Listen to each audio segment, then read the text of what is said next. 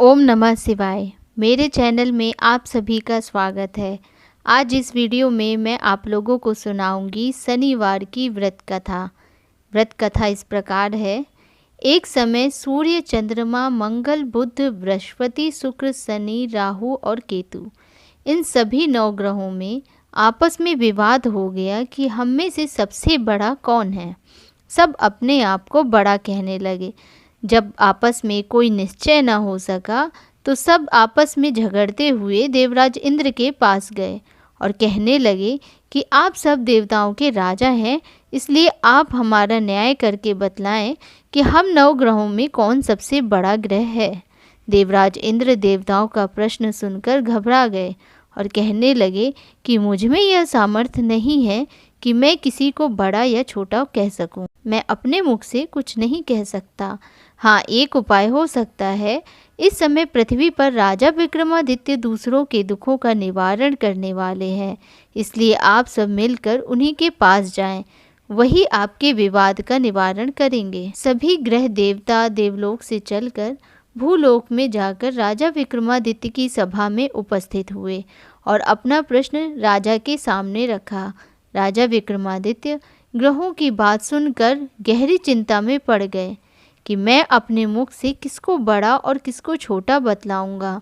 जिसको मैं छोटा बतलाऊंगा वही क्रोध करेगा। उनका झगड़ा निपटाने के लिए उन्होंने एक उपाय सोचा। उन्होंने सोना, चांदी, कांसा, पीतल, सीसा, रांगा, जस्ता, अभ्रक और लोहा 9 धातुओं के 9 आसन बनवाए। सभी आसनों को क्रम से जैसे सोना सबसे पहले और लोहा सबसे पीछे बिछाया गया। इसके पश्चात राजा ने सब ग्रहों से कहा कि आप सब अपना अपना आसन ग्रहण करें। जिसका आसन सबसे आगे है वह सबसे बड़ा और जिसका सबसे पीछे है वह सबसे छोटा जानिए। क्योंकि लोहा सबसे पीछे था और शनि देव का आसन था, इसलिए शनि देव ने समझ लिया कि राजा ने मुझको ही सबसे छोटा बना दिया है। इस निर्णय पर शनि देव को बहुत क्रोध आया। उन्होंने कहा कि राजा, तू मुझे नहीं जानता। सूर्य 1 राशि पर 1 महीना, चंद्रमा 2.25 महीने 2 दिन, मंगल 1.5 महीना, बृहस्पति 13 महीने, बुध और शुक्र 1-1 महीना विचरण करते हैं, परंतु मैं 1 राशि पर 2.5 वर्ष से लेकर 7.5 वर्ष तक रहता हूँ। बड़े बड़े देवताओं को भी मैंने भीषण दुख दिया है। राजन सुनो, श्री रामचंद्र की 7.5 आई और उन्हें वनवास हो गया। रावण पर आई तो राजा ने वानरों की सेना लेकर लंका पर चढ़ाई कर दी और रावण के कुल का नाश कर दिया। हे राजन, अब तुम सावधान रहना। राजा विक्रमादित्य ने कहा, जो भाग्य में होगा देखा जाएगा। इसके बाद अन्य ग्रह तो प्रसन्नता के साथ अपने अपने स्थान पर चले गए, परंतु शनिदेव क्रोध के साथ वहां से सिधारे। कुछ काल व्यतीत होने पर जब राजा विक्रमादित्य पे 7.5 की दशा आई तो शनिदेव घोड़े के सौदागर बनकर अनेक घोड़ों के सहित राजा विक्रमादित्य की राजधानी में आए। जब राजा ने घोड़े के सौदागर के आने की खबर सुनी तो अपने अश्वपाल को अच्छे अच्छे घोड़े खरीदने की आज्ञा दी। घोड़े बहुत कीमती थे। अश्वपाल ने जब वापस लौटकर इस संबंध में बताया तो राजा विक्रमादित्य ने स्वयं आकर एक सुंदर व शक्तिशाली घोड़े को पसंद किया। घोड़े की चाल देखने के लिए राजा उस घोड़े पर सवार हुए तो वह घोड़ा बिजली की गति से दौड़ पड़ा। तेजी से दौड़ता घोड़ा राजा को दूर एक जंगल में ले गया और फिर राजा को वहां गिराकर जंगल में ही कहीं गायब हो गया। राजा अपने नगर को लौटने के लिए जंगल में भटकने लगे, लेकिन उन्हें लौटने का कोई रास्ता नहीं मिला। राजा को भूख प्यास लग गई। बहुत घूमने पर उसे एक चरवाहा मिला। राजा ने उससे पानी मांगा। पानी पीकर राजा ने उस चरवाहे को अपनी अंगूठी दे दी।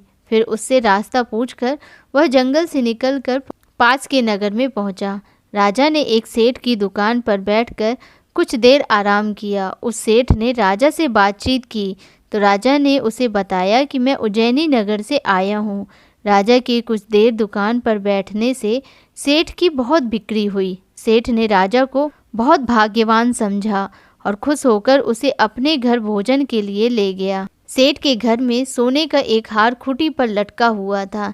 राजा को उस कमरे में छोड़कर सेठ कुछ देर के लिए बाहर गया। तभी एक आश्चर्यजनक घटना घटी।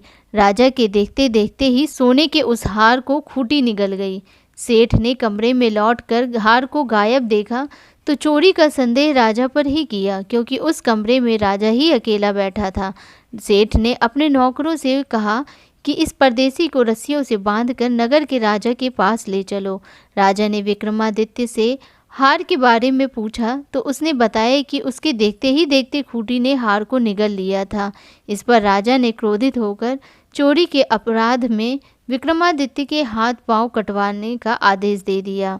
राजा विक्रमादित्य के हाथ पांव काटकर उसे नगर की सड़क में छोड़ दिया गया। कुछ दिन बाद एक तेली उसे उठाकर अपने घर ले गया और उसने अपने कोल्हू पर बैठा दिया। राजा आवाज देकर बैलों को हाँकता रहा। इस तरह तेली का बैल चलता रहा और राजा को भोजन मिलता रहा। शनि के प्रकोप की 7.5 पूरे होने पर वर्षा ऋतु प्रारंभ हुई। राजा विक्रमादित्य एक रात मेघ मल्हार गा रहा था कि तभी नगर के राजा की लड़की राजकुमारी मोहिनी रथ पर सवार उस तेली के घर के पास से गुजरी। उसने मेघ मल्हार सुना तो उसे बहुत अच्छा लगा और दासी को भेजकर गाने वाले को बुला लाने को कहा।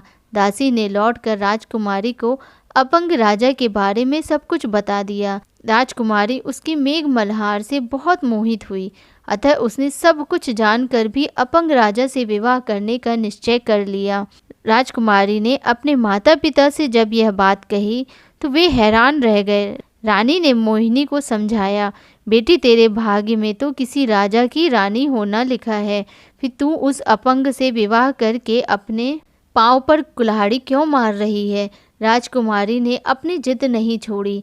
अपनी जिद पूरी कराने के लिए उसने भोजन करना ही छोड़ दिया और प्राण त्यागने का निश्चय कर लिया। आखिर राजा रानी को विवश होकर अपंग विक्रमादित्य से राजकुमारी का विवाह करना पड़ा। विवाह के बाद राजा विक्रमादित्य और राजकुमारी तेली के घर में रहने लगे। उसी रात स्वप्न में शनि देव ने राजा से कहा, राजा तुमने मेरा प्रकोप देख लिया, मैंने तुम्हें अपने अपमान का दंड दिया है। राजा ने शनिदेव से क्षमा करने को कहा और प्रार्थना की कि हे शनिदेव, आपने जितना दुख मुझे दिया है अन्य किसी को ना देना। शनिदेव ने कुछ सोचकर कहा, राजा मैं तुम्हारी प्रार्थना स्वीकार करता हूँ। जो कोई स्त्री पुरुष मेरी पूजा करेगा, शनिवार को व्रत करके मेरी व्रत कथा सुनेगा, उस पर मेरी अनुकंपा बनी रहेगी। प्रातःकाल राजा विक्रमादित्य की नींद खुली तो अपने हाथ पांव देखकर राजा को बहुत खुशी हुई। उसने मन ही मन शनिदेव को प्रणाम किया। राजकुमारी भी राजा के हाथ पांव सही सलामत देखकर आश्चर्य में डूब गई। तब राजा विक्रमादित्य ने अपना परिचय देते हुए शनिदेव के प्रकोप की सारी कहानी सुनाई। सेठ को जब इस बात का पता चला तो दौड़ता हुआ तेली के घर पहुंचा और राजा के चरणों पर गिरकर क्षमा मांगने लगा। राजा ने उसे क्षमा कर दिया, क्योंकि यह सब तो शनिदेव के प्रकोप के कारण हुआ था। सेठ राजा को अपने घर ले गया और उसे भोजन कराया। भोजन कराते समय वहाँ एक आश्चर्यजनक घटना घटी। सबके देखते देखते उस खूंटी ने हार उगल दिया। सेठ जी ने अपनी बेटी का विवाह भी राजा के साथ कर दिया और बहुत से स्वर्ण आभूषण धन आदि देकर राजा को विदा किया। राजा विक्रमादित्य राजकुमारी मोहिनी और सेठ की बेटी के साथ उज्जैनी पहुँचे तो नगरवासियों ने हर्ष से उनका स्वागत किया। अगले दिन राजा विक्रमादित्य ने पूरे राज्य में घोषणा कराई कि शनिदेव सब देवों में सर्वश्रेष्ठ हैं। प्रत्येक स्त्री पुरुष शनिवार को उनका व्रत करें और व्रत कथा अवश्य सुनें। राजा विक्रमादित्य की घोषणा से शनिदेव बहुत प्रसन्न हुए। शनिवार का व्रत करने और व्रत कथा सुनने के कारण सभी लोगों की मनोकामनाएं शनिदेव की अनुकंपा से पूरी होने लगीं। सभी लोग आनंद पूर्वक रहने लगे। तो ये थी शनिवार की व्रत कथा। आपको मेरे द्वारा बताई हुई शनिवार की व्रत कथा अच्छी लगी हो तो प्लीज़ मेरे चैनल को लाइक करिएगा, शेयर करिएगा, सब्सक्राइब करिएगा। धन्यवाद।